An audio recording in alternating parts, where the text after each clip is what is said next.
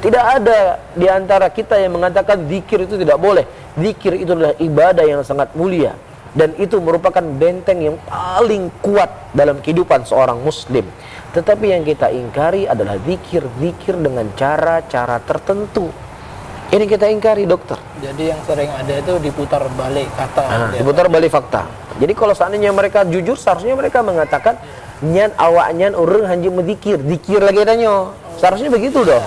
Iya. Lagi tanyonya itu, mereka tuh nggak boleh ziarah kubur seperti ziarahnya kita. Mereka tuh nggak boleh berselawat kepada Nabi seperti selawatnya kita.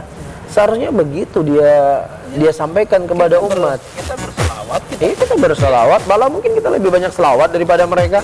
Setiap kita sebut nama Rasulullah, selalu kita buat sallallahu alaihi wasallam. Mereka buatnya SAW. Iya enggak? Ketika kita menyebut Allah, kita tulis, walaupun WhatsApp kita tulis Subhanahu wa ta'ala, dia tulis SWT. Ya enggak? Undangan-undangan maulid saja yang bentuknya untuk mencintai Nabi, menurut mereka undangannya kita akan memperingati maulid Nabi SAW.